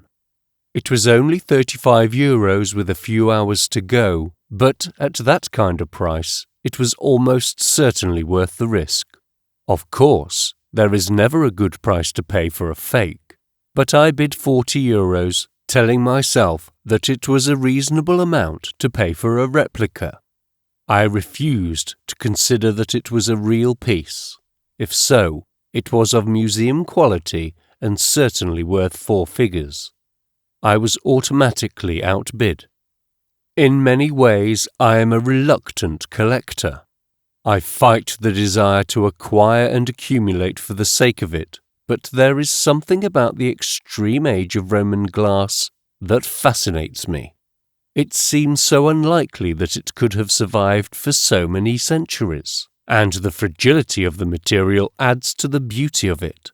I do have rules about what I collect. I don't buy core-formed or cast glass, although some of that can be unbelievably old. The earliest was made over 2,000 years before the Roman Empire, and for a long time was produced simply to imitate semi-precious stones. It is only blown glass that interests me, and this didn't start until around 50 BC, when it was mass-produced, which accounts for the surprising number of survivals. I put on a bid of €75, and again I was automatically outbid. I increased my bid to €101, and for a minute it was mine. Then somebody offered more, and for 10 minutes I watched as 2 other bidders quietly and incrementally bid it up to €500, where then it stalled. It was really rather odd. Presumably the other bidders believed it was the real thing, unless it was all a scam. It was rare to see something as fine as this, if genuine, offered online. And if genuine, it was destined to go a whole lot higher, as long as collectors or dealers out there were willing to take the risk. Core-formed examples meant to be Greek Hellenistic or early Roman can rarely be trusted online because they are too easy to replicate. But the skill required to create blown glass like this, and to effectively age it, made it less likely to be a fake. There were 7 hours to go, and so I emailed the seller again to ask if they could provide better photographs. An hour and a half later, the door phone to my apartment buzzed. I'd been looking over my collection, trying to decide what to do about the auction. I had been rearranging some of the glass, considering what I might sell, to make room for any other examples I might buy. There is a hierarchy of quality and rarity in the way in which I organize my collections. I wiped them all very carefully. Despite being shut up behind glass doors, a faint film of dust always seemed to get in and cover everything. As Ursula had said on various occasions, it's all very sad and obsessive. I answered the door phone cautiously in case it happened to be Stephen Reed, but I was pleased to find that it was Foscolo. I pressed the button for him to come in and waited at my door while he climbed the stairs. I didn't quite know what to expect, but he was a good-looking young man in his mid-20s, with delicate features and dark, curly hair. He gave me a nervous smile and a limp, hesitant handshake. "John Dawson?" he asked. "It's nice to meet you." I asked him inside and showed him through to the living room. Rather than take a chair, as I suggested, he put down his heavy shoulder bag and walked to the window. "What a view," he said. I immediately warmed to him. "I love Venice so much, I'd live here if I could afford it." Then he turned and frowned. "Well, I probably could afford it, but it wouldn't work out." "Why not?" "I own an editing suite in Mestre. I wouldn't want to have to commute." "It's not really that far." "No, but I work odd hours. It would be very inconvenient." "There's nearly always a film being shot in Venice." "But it's not often these days that a director needs to see dailies in a suite like mine, and most of the time I work in post-production." Then he admitted, "But the real reason I stay in Mestre is that I still live with my mother." "Then move her to Venice as well." He smiled. "She would never agree to that. She hates the place. She thinks it's dirty and sinking into the mud. According to her, it's insanitary and full of tourists." "Then you'll just have to leave home." He shook his head and said, "She is unwell. That's why I live with her." "I'm sorry, I didn't realize. And your father?" "He died 3 years ago." I think I'd better stop asking questions. "No, I don't mind. He was an editor as well. He owned editing suites here, in Milan, Paris, and London. I've sold them all except the one here." He sat down in the armchair and he instantly seemed at home. He was wearing a dark brown corduroy jacket that would have looked deeply unfashionable on anyone older, and soft suede shoes with fuzzy bits of pointless leather applied to them. On his fingers there were several silver rings, and he wore a single silver earring. In my old, unfashionable clothes, I felt like I was the one who didn't belong. "I've only been in the business a few years, and it's amazing how everything has changed," he said. "The suites I sold were state-of-the-art, digital facilities. But the one here is for old-fashioned 35mm film. I have a very old Steenbeck editor." "Why did you sell the modern ones?" "Most people are digital these days. Directors think they can be editors, just as editors think they can be directors, and they believe they can arrange the sound and music. Equipment is cheaper and more portable," I said. "Exactly. I sold the digital equipment because there's too much competition. But for those who still like to use traditional film stock and rely on old techniques, the right equipment is hard to come by. At least it's hard to find people who know how to use it properly. So my Mestre suite was making me more money than the others. It was while I was in London, selling the suite there, that I met Ursula," he said, "and it was Ursula who recommended you to compose the music for my film." "I didn't know that," I said. "No? Well, we only talked briefly. I told her how I needed to find a composer. She finds me more work than my agent does these days, although he's the one who insists on taking a percentage." "I met her at Ted Buck's party," Foscolo continued. "You know, it was full of artistic types trying to impress each other." I didn't know. I had spent several years being jealous that Ursula might find somebody else while she was working away from Venice. I always imagined that she'd find somebody like Frederick Foscolo. But when she left me, she insisted that there had never been anybody, and that all my jealousy had been a waste of time. "Tell me about your film and who's involved," I said. "As you might have guessed, I'm the director and the producer," he explained, suddenly nervous again. "It's a new departure for me. I'm filming it as well. What's it meant to be about? How will it develop beyond the opening scenes?" "I've not quite discovered that yet." "You don't have a script?" "No." He looked around him, as if for help, and then said, "I think of myself as more of a magpie, perhaps a thief. I come by my footage in all kinds of ways and put the film together as seems appropriate." "Okay," I replied. uncertain of how to react to this. But you filmed the opening scenes? Yes. Isn't it then perhaps a little too early to be talking about the music? No, I don't think so. As I said before, I think your input might even inspire some of the images. I don't understand how. No? Well, he looked down at his hands. I could see that he was embarrassed. I explained to people that my films meant to be organic, holistic, interrelated. My father would have said I am making it up as I go along. I'm waiting to see what patterns emerge. And if there are no patterns, I hope to find them. My previous personal work was all about making sense of things that might have otherwise appeared to be unrelated. I began the film by just shooting anything that looked interesting. It was that sequence in the rain that started it all off. Then I went back and filmed in the same place as before to see who might turn up and what might happen. It may seem random, but there is one thing that unifies the various scenes. You? Exactly. I suppose that sounds a little egotistical. It did, but I didn't say anything. But now it's taking shape and form and some kind of meaning. I'd like to continue to send you footage as it progresses. I'd like you to write music that you think fits. You mentioned your previous work. He winced and said, "It's not representative of what I'm doing now. I'd still be interested to see it.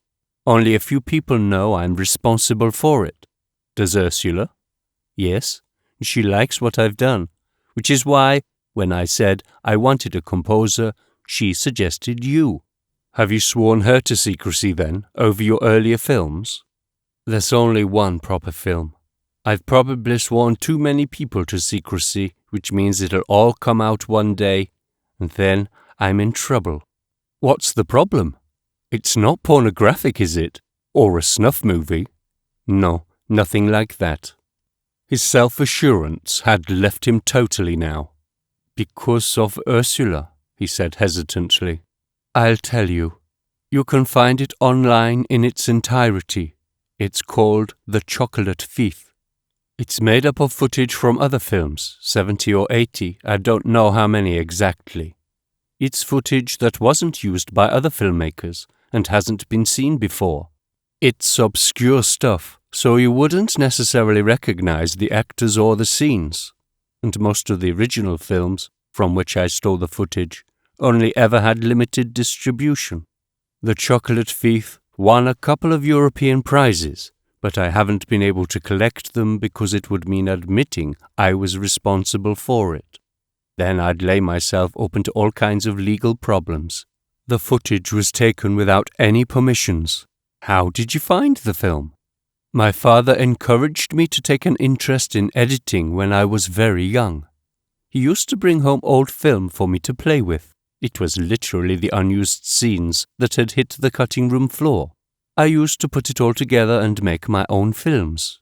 When he died, I inherited his business, and I still had all the old film I'd collected, and I had unlimited use of his facilities. The Chocolate Thief is a patchwork of other people's films.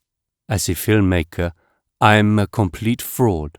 I know how to edit film, but I've never had any training in filmmaking.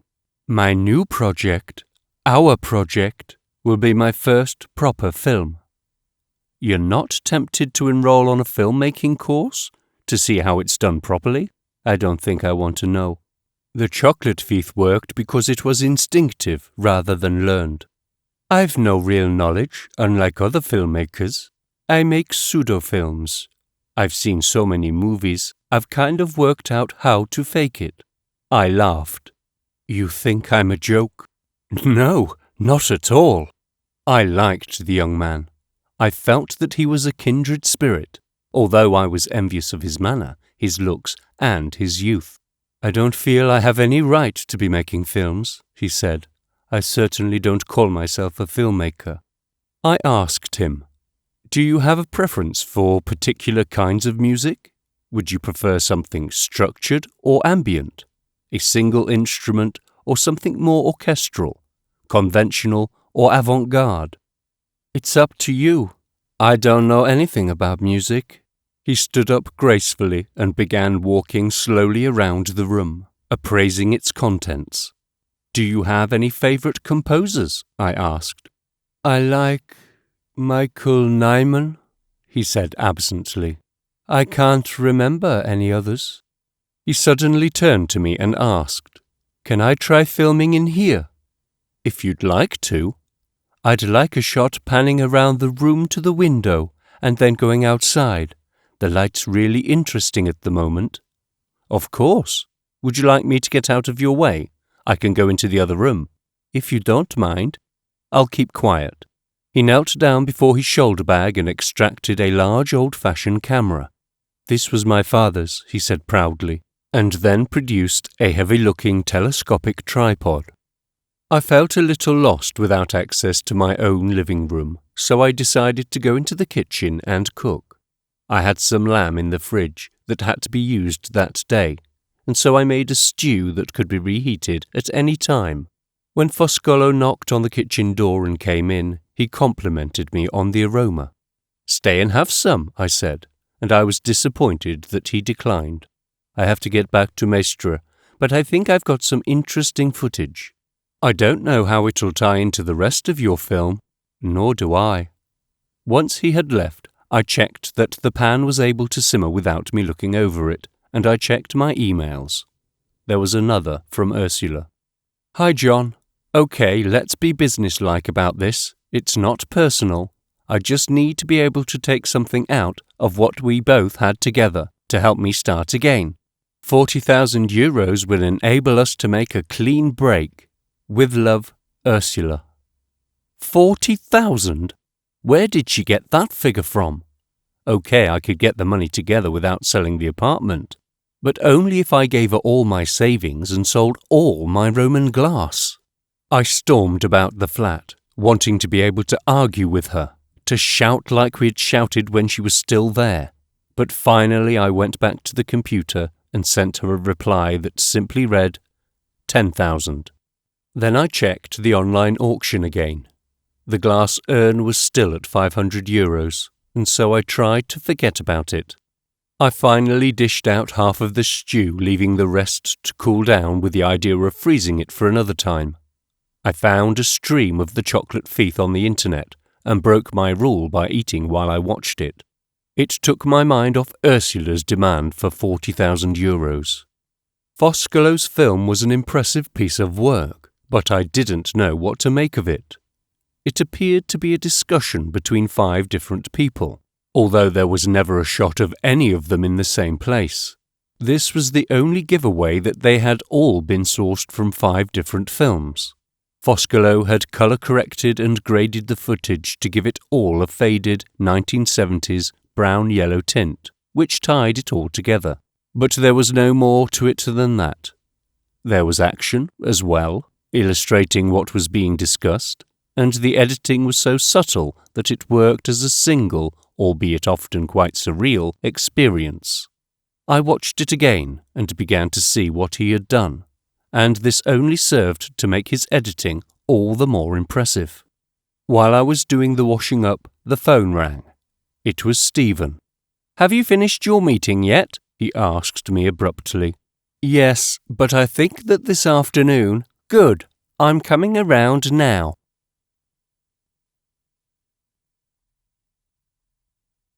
Chapter 5. I couldn't even remember having had so many social commitments all at one time, but I was pleased. It stopped me from brooding about Ursula. However, I was tempted not to answer the door to Stephen. At the last minute, though, I lost my nerve and admitted him. I was glad to discover that he was a great deal calmer than the previous day. Unfortunately, he also seemed depressed. He announced, I don't know what to do. I've not finished looking around Murano, and my time here is running out. So why are you back so early?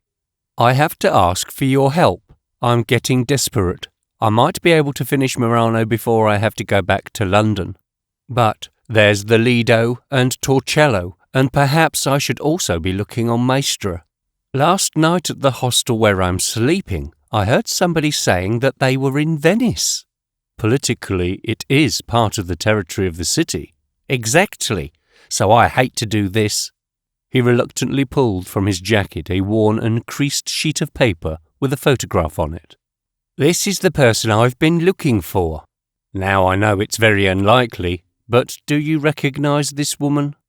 He passed it to me, and it took a moment before I realized I had seen her face before. Stephen's photo was pixelated and unclear, having been blown up from a much smaller digital image. But she was familiar.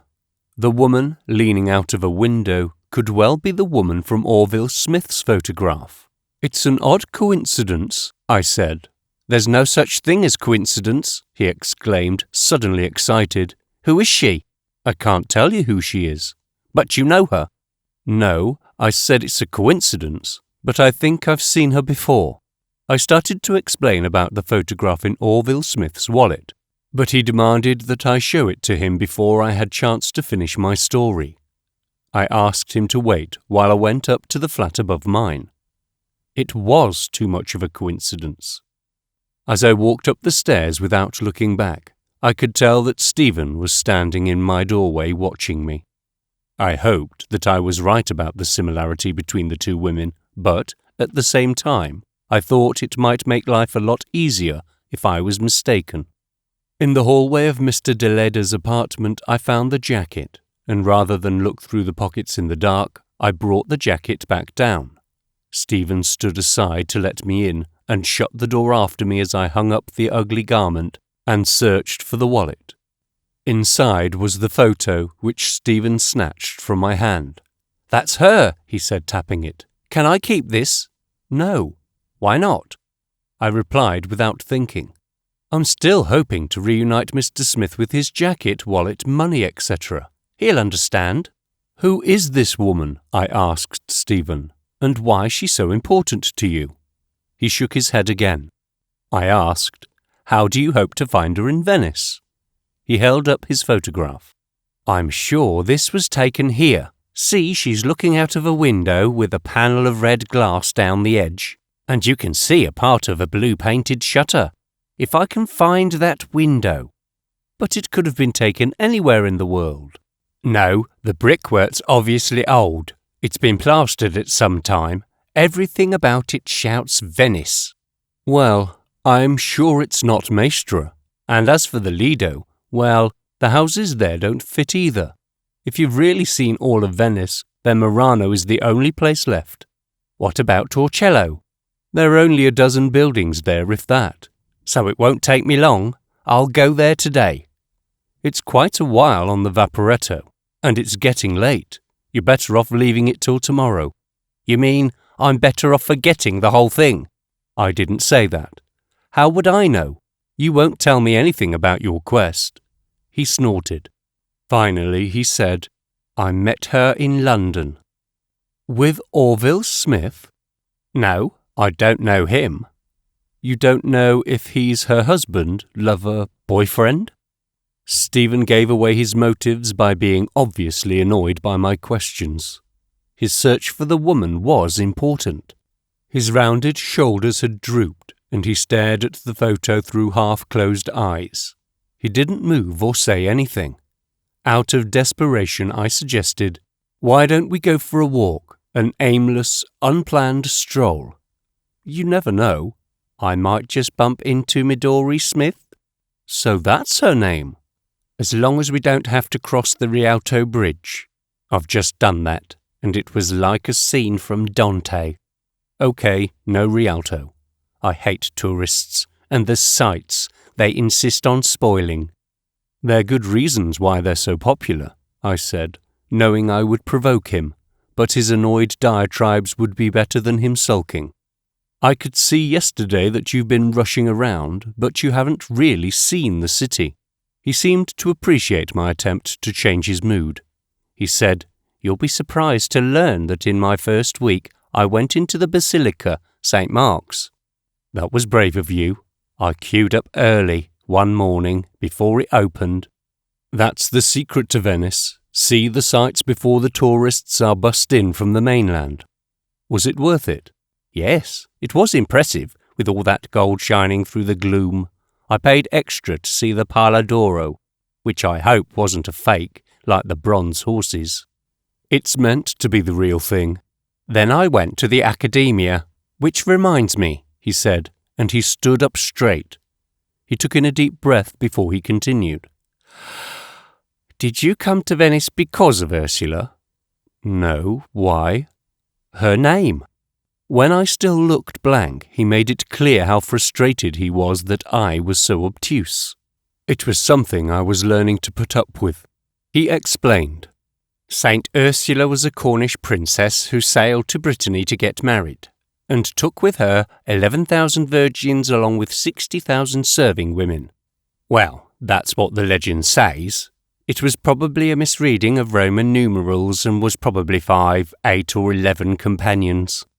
Anyway, they had to go to Rome first on a pilgrimage, and they were all massacred in Cologne on the way back. And what's this to do with Venice? The St. Ursula cycle of painting by Carpaccio in the Accademia, of course. Of course, Stephen carried on. In 1155, though, the story of 11,000 virgins and 60,000 serving women was given credence when a mass grave was discovered in Cologne. Unfortunately, my Ursula's family come from Wales rather than Cornwall. That's only just over the Bristol Channel, you know. It was impossible to know whether he was serious. So, are you going out? His suggestion that the Pala d'Oro might be a fake reminded me of the Roman glass that would be sold at auction while we were out. I made a point of telling Stephen that I had one last matter to deal with, and I checked on the price. It was still at €500, and I made an offer of 510, which I was surprised to see was the top bid. Only then did I look to see if I'd been sent any more photos, which I hadn't. What is it with all this glass? Asked Stephen dismissively. You've just bid on a particularly ropey specimen. I hadn't realised he was looking over my shoulder. I said, They're beautiful and delicate, and have somehow survived 2 millennia. Only just, it said, restored. Does that mean glued back together? Essentially, yes. So, how many of these are whole? He asked, waving at my display cabinet. Very few are completely intact, but half of them are essentially unbroken. Valuable? Some of them, very. I suppose they're easy to pick up in Venice? No, not really. When we first moved here, there were only a couple of great little shops, but I haven't bought anything in Venice for years. It's all for tourists at inflated prices. I couldn't tell whether Stephen was interested or not. He wasn't one for small talk, but that had been a more conventional conversation than usual. As we left my building, the young man from the apartment below mine, Liam, was coming inside. We exchanged pleasantries, and as I walked down the Calle Montenegro, I said to Stephen, Liam was born a couple of years after I moved into my apartment. I've lived here longer than he has. But this is his city. I probably know more about its history, geography, etc., but the city's a part of him in a way that it can never be a part of me. He's a participant in the great drama that is Venice, said Stephen. You are merely an observer. As Stephen seemed to be sympathetic, I added, I am a foreigner, a straniero. I do make an effort, but you're too much of an old dog to learn new tricks. Thanks. That wasn't meant to be an insult. It was merely an observation. He was all the more annoying because he was right. I introduced Stephen to the use of traghetti to cross the Grand Canal, and he admitted that he had seen the boats before, but had never had the courage to try them. He stood erect at the head of the group of passengers, savouring the experience, until he briefly became angry with himself. If I'd known my routes around, Venice would have been much quicker, he said, his eyes strained to see as far along the canal as they could. Of course, I've come up and down here many times on the Vaporetto. We took an indirect route and found a bustling antique market in the Campo San Polo. By this time, Stephen seemed to be at ease and was enjoying himself, which, in turn, made me feel more relaxed. He was intrigued by some antique carnival masks, but was horrified at the prices. I took him into a shop that sold new examples, but he insisted that he couldn't buy anything that didn't at least have some history to it. The establishment was very dimly lit, but I could see that he was puzzled and displeased by the experience. As we were leaving, he said, very loud and rudely, "I'm not just some stupid tourist waiting to be fleeced. These masks are the equivalent of stuffed donkeys and sombreros sold to the swinish herd in Benidorm." "Stephen, I'm appalled," I said at once we were out on the street. "What?" He genuinely did not seem to know what he had done wrong. "I know the masks are commercial and they're mainly for tourists, but they do have some tradition." He frowned. "And?" "The owner of that shop didn't deserve your pompous outburst. Many of her masks were at least handmade, but you dismissed them for tat for tourists." "Will she have been hurt by what I said?" "Probably." He immediately turned around and went back into the shop. I waited for a minute, and still he did not emerge. I considered going inside to see what he was doing, but instead I took a seat outside an adjacent cafe. I had ordered a martini, and it had been delivered when Stephen finally came out of the shop, blinking in the sunlight. He was clutching a bag to his chest, obviously a purchase. He looked around, but didn't see me sitting just a few yards away. I waved and then called. "Ah," he said with some satisfaction. "Would you like a drink?" I asked. "Yes, I would," he said very firmly. "So, what happened?" I asked as he sat down. "I went back inside and I apologized for my intemperate outburst." "Good. I thought you'd be impressed. I lied. I told her that I'd been under some stress due to the recent death of my mother." "Why did you say that?" I asked the waiter to bring another martini and then returned my attention to Stephen. "Has your mother died recently?" "No, but I thought it sounded like a good reason for rudeness. And then I said I'd like to buy a mask, a handmade one, something unique." "You didn't need to do that." "No, well, you could have warned me." "Of what?" "That she didn't understand any English." "You mean she probably didn't hear or understand your insult?" "No, and somehow I ended up buying this." He flapped his hand distastefully towards the package on the table. "It cost me €400. "You must have been feeling very guilty," I laughed, but it was ill-judged. Stephen was looking as though he might kill me. There was spittle at the corner of his mouth. "I'm sorry," I said. "It was a misunderstanding. Most shopkeepers selling to tourists have very good English. If she had understood you—" He made a kind of snort and accepted his martini from the waiter with bad grace. He grimaced when he tasted it, and then drank it in a few sips. I ordered us both another. "Let me buy you dinner," I said, in an attempt to mollify him. "You might have to. The last of my spending money has gone." I hoped that a good meal and a few drinks would mean he'd eventually be able to laugh about the mistake, which he seemed to think was entirely my fault. We ate at an expensive Thai restaurant. Most restaurants are expensive in Venice, and managed to get on well enough. He was hard work, but we reminisced about university and talked about films and books. Only once did he offer anything truly personal into the conversation. I don't know what prompted him to say, "You mentioned that you feel like a straniero, a stranger here in Venice." "Straniero," I corrected him, "a foreigner." He dismissed the error and said, "But I feel like one of those when I'm in Britain. Even with you, somebody I've known all my life." "Us humans," I said, and for once he seemed to understand my joke and was able to join in. "Yes, you humans," he said, a little too loudly. "I'm still observing, but you are so difficult to understand." At the end of the evening, the owner called us back as we were leaving. He told Stephen that he had left a bag under his chair. Stephen stood and waited for the man to bring the mask over to us, and he accepted it with bad grace. Once outside, he passed it to me. He said, "Here, I don't want to see the bloody thing ever again." "But why did you buy such an expensive mask?" "Because it reminded me of Midori Smith." Once I was home, I unpacked Stephen's mask. I wanted to know what he had bought that could possibly be worth €400. It was buried in layer after layer of tissue paper, and when I was finally able to pick it up, I could certainly appreciate its quality. He had bought a particularly fine-made example of a white, full-face mask with a simple black ribbon to tie it in place around the back of the head. Most carnival masks for women seem to represent an idealized beauty, but their lifelessness always repels me. I really couldn't see any resemblance to Midori Smith.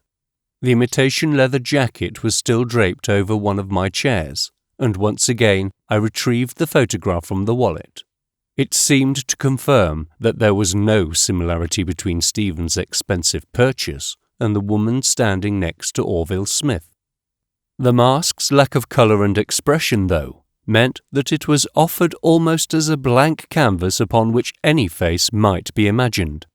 The more that I looked at the picture and then the mask, a resemblance seemed possible. I dismissed this as self-delusion. Turning the photograph over for the first time, I saw that a date was printed very faintly, 09/02/98. There had to be some clue in the photo that I had missed. Something had to explain why the jacket had appeared on my balcony and why Stephen Reed had come looking for Midori Smith in Venice. Like him, I could not believe that it was all a coincidence. I peered more closely into the photograph. Orville Smith looked a little comical in his suit and incongruous white trainers. His clothes didn't seem to fit him. The trousers were a little too short and the sleeves revealed too much of the cuffs of his white shirt. He looked as though he had been dressed by the Salvation Army. But the woman Midori Smith was harder to caricature as I had done her partner. Her dark hair was slightly unkempt and overlong, and her expressionless face a little plump. In her plain dress, she was almost defiantly refusing to be described or categorized. And the location? It could have been any seaside resort in the United Kingdom. They stood against light blue railings which had been repainted 100 times in the last century. Beyond them lay shingle, perhaps, or maybe pebbles, but probably not sand. The sea and sky in the background were barely differentiated hues of gunmetal grey. I returned the photograph to the wallet and put the wallet back into the jacket. I put my door on the latch and walked up the stairs to the apartment above. I was about to go inside when something made me stop and listen. Was it a sixth sense, or had I really heard something inside? I stood there, panicked, undecided, and then quietly returned to my own apartment. I don't know why I had been so spooked. The sound, if there really had been anything, could have had a myriad of causes, and it might have come from anywhere in the building, or outside it. There are 60,000 people living crowded together in Venice, and probably 10 times the number of pigeons roosting, and rats running around. And even if it wasn't a person, animal, or bird, the city is built on rotting wooden piles in the mud of a tidal lagoon. I grudgingly hung the jacket back up in my own hall, and decided to check on the auction site to take my mind off what had happened. When I did so, I discovered that I'd won the Roman cinerary urn for €510. I didn't know what to think, but I paid for it and turned off the computer.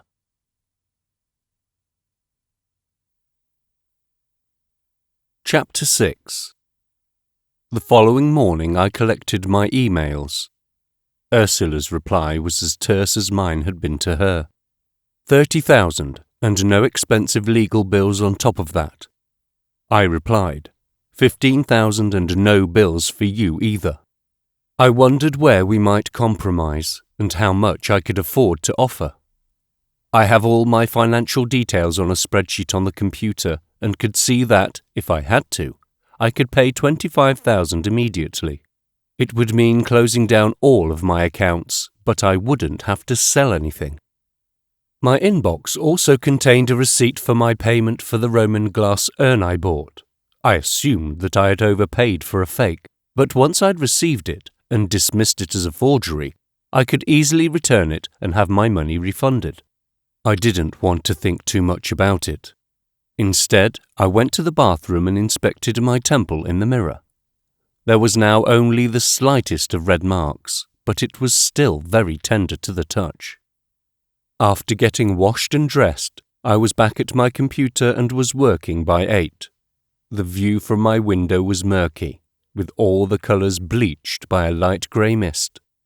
It felt like the weather might brighten up, but as I never listened to forecasts, I couldn't be confident of that.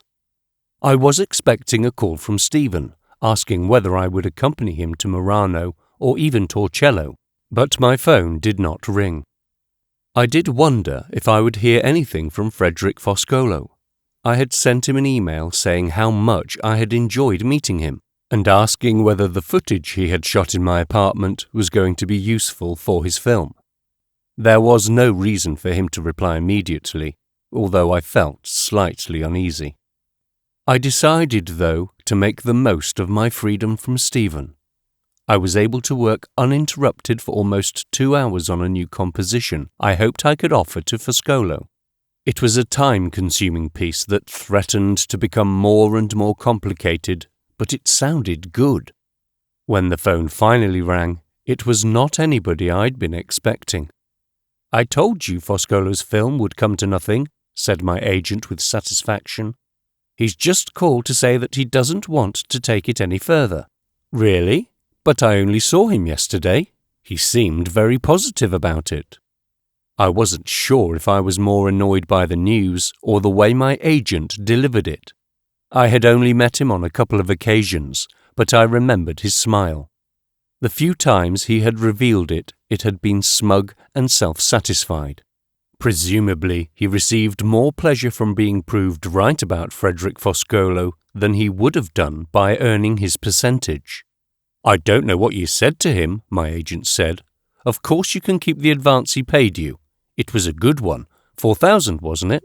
"Less your share. I know. I'll ask him for a kill fee as well." "I'm not entitled to one, am I?" "No, but there's no harm in asking. I'd prefer it if you didn't." "Why not? What have we got to lose?" "Let me think about it. Don't do anything until I tell you. Is that okay?" My agent agreed reluctantly, and even more grudgingly he gave me Foscolo's telephone number. When I called, there was no answer, and I put the phone down feeling disappointed and, I have to admit, a little hurt. After the suggestion that I had upset Foscolo, I couldn't help going back over my conversation with him, in case I had said something out of place. My uneasiness about not hearing from him might well have some cause that I couldn't immediately identify. I remembered Foscolo saying that he didn't have any confidence as a filmmaker, and that was the only reason I could think of for his cancellation. If it was true, I worried that I might have said something to reinforce his belief that he shouldn't be making films. Settling down to do any more work was impossible. I was certain that, in due course, I could use the music I had written for Foscolo for some other project. But now, for the first time in many years, I realized that I had no commissions at all. I tried phoning Foscolo twice more, but still nobody picked up at the other end. The obvious inference was that taking the bus to Mestre would be a waste of time, but then again, I had nothing better to do. Everyone I've ever talked to who lives in Venice hates Mestre. It is soulless, ugly and noisy, and the industry of Port Marghera is known to be destroying the masonry of Mestre's historic older sister, although there are now controls on the amount of pollution it is allowed to spew out. In return, the people of Mestre seem to despise Venice. Like Frederick Foscolo's mother, they think it is backward, insanitary and pretentious. I suspect that Venetians are quietly annoyed that it is more convenient and cheaper to live in Mestre, just as those from Mestre have something of an inferiority complex when considering their more cultured and elegant neighbour. If Venice is the older sister, she is actually an elderly lady, refined but crippled, while Mestre is young and gauche, but successful. I don't often give my opinions on the matter. After all, I am a straniero. I visit Mestre infrequently to buy necessities which are not available or are far too costly in Venice. People always say that Venice is expensive because commodities have to come by boat, but that is only a part of the problem. Venice covers less than 3 square miles and is so cramped that there is no storage or warehousing. I got off the bus in the centre of the town and had to walk quite a distance towards the northeast to find the address on the Via Giuseppe Ligabue. Frederick Foscolo had a studio in an unproposing 2-story building in the narrow lane off a surprisingly attractive square. It looked like it had been a workshop at some time, probably with storage above.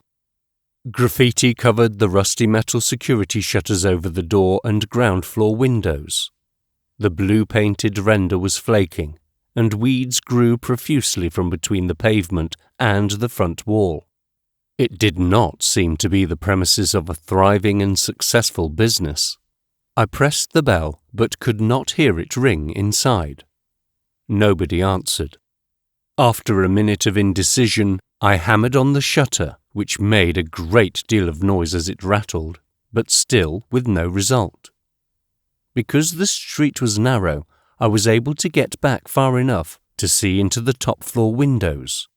It was such a grey day that there would have been lights on if anybody had been inside. I wasn't too disheartened, though, and decided to walk back into the centre of Mestre. En route, I visited a chemist's and bought some writing paper in a stationer's, and then spent an hour in the Ballet bookshop.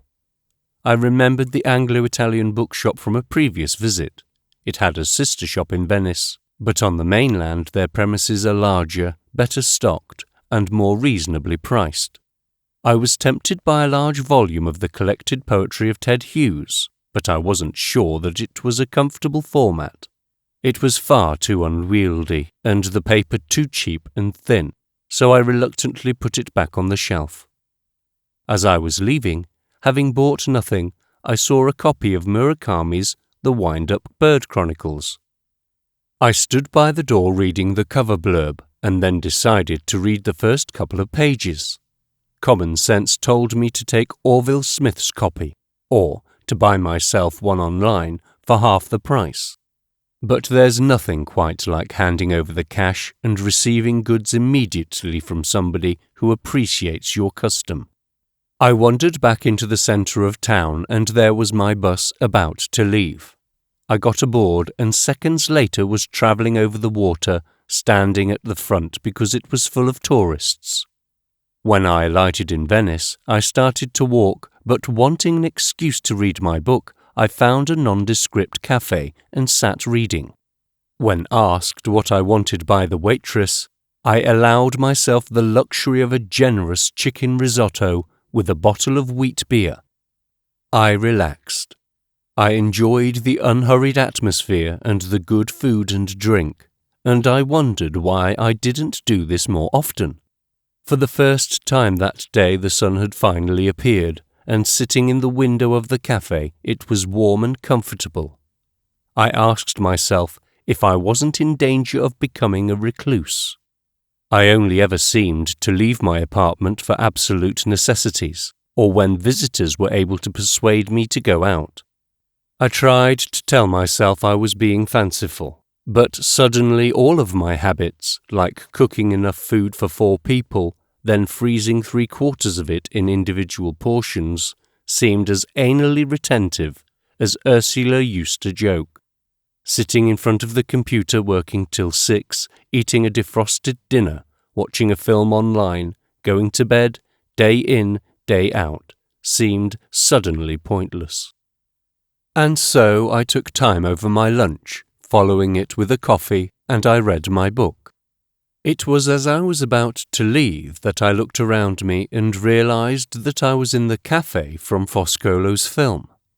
It seemed odd that I had not realized it before, and I walked out feeling rather a fool. I had to think about it, worried, but the man in the film had been eating a mushroom risotto, not a chicken, as I had done. The distinction seemed important. I was once more in the Piazzale Roma, and once more there was a bus about to leave. Over an hour had passed since my last visit to Foscolo's studio, and I decided that if I went back again, I would be in a better frame of mind. Once again I paid my fare and travelled over the water, then walked to the Via Giuseppe Lijabu. Once again there was nobody answering the door at the studio. Frankly, Foscolo could be anywhere. As I stood looking up to the windows again, I was accosted by an unshaven man in a long black coat. I heard him say Frederick Foscolo, but did not understand what else he had said. We quickly established that we would do best to communicate in English, and he repeated his question. "Are you looking for Frederick Foscolo?" "Yes. Do you know where he is?" "No, he doesn't live here. It is his studio." "Do you know where he lives?" "Somewhere near the Parco della Bisuola. I don't know the road or the house number." I must have looked disappointed, and the man obviously wanted to help. He said, "I've often seen him in a bar on the Via San Dona." "I have a map. Will you show me?" "I'm going that way if you want me to show you." I accepted the offer and walked with him down the modern, dusty, nondescript streets. I asked him how he knew Foscolo. "I was a film student," he explained, and laughed. "Me and my friends had a great idea for a film, but it didn't turn out well. We wanted to use a proper, old-fashioned film, which meant we couldn't edit it at the university, because they've only got digital equipment. But Foscolo has all the old stuff. It's trendy to use Super 8 and 35mm film again. I'm pleased to hear it, for Foscolo's sake." "Oh, you mustn't worry about him. He's loaded. He owns editing suites all over the world. The one here is just a hobby." He then started to explain, for no reason that I understood, that he was now working with a circus. When we reached the bar, he gave me a ticket for his show in Milan. I told him it was unlikely I could make it, but promised to keep it just in case I happened to be in the city on the right day. The bar was unimpressive, and it was also closed. I didn't want to admit defeat just yet, so I walked to the park through it and into what appeared to be another park, where I took out my book and read it in the sun.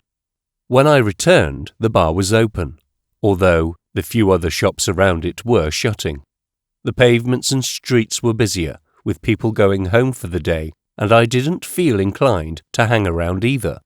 I resolved that I would walk back into Mestre, and if Foscolo wasn't at his studios, then I would catch a bus back into Venice. This time the shutter over the studio door had been raised. I still couldn't see if there were any lights on, and once again there was still no answer to my knocking. I decided to wait a while, hammering on the door at regular intervals. Eventually it was answered by Frederick Foscolo himself. "Oh, hello," he said, scratching his head. He was in his shirt sleeves and looked like a man who had just been woken up. "Hi," I said as brightly as I could manage. I lied. "I was just passing." "Have you heard from your agent?" "No," I continued to be dishonest. "Why?" "I came into Maestra to do some shopping, and I remembered your address." I showed him the bags from the bookshop, chemist, and stationer's as proof. "Look, are you busy, or do you fancy going for a drink?" I asked. "I'm sure we can find a bar." He nodded and asked me to give him 2 minutes to switch off his equipment. I stood out on the pavement and could see only a small reception area through the door. It had a desk, a phone, and a computer, but no chair for any receptionist. There was something distinctly 1970s about the place, but in an old-fashioned, depressing way, unlike the 70s revivalism with which Foscolo dressed. When he came back down the stairs, he was wearing his brown corduroy jacket once more.